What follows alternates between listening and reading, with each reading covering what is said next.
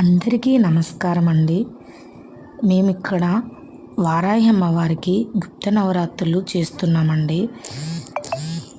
మన ఛానల్ చూసిన ప్రతి ఒక్కరికి, సబ్స్క్రైబ్ చేసుకున్న ప్రతి ఒక్కరికి కూడా మనస్ఫూర్తిగా కృతజ్ఞతలు తెలుపుతున్నానండి.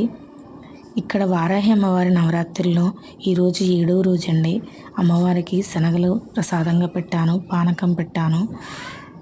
దేవతకి ఈ విధంగా పూజ చేసుకోవడం, అమ్మవారిని మనస్ఫూర్తిగా మన చేతుల మీదుగా మన ఇంట్లో కొలవడం అనేది నాకు చాలా మనస్ఫూర్తిగా ఉంటుందండి.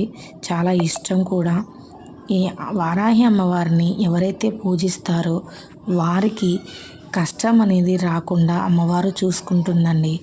అమ్మను నమ్మాలే కానీ మనకి ఏవి అడగాల్సిన అవసరం లేదండి.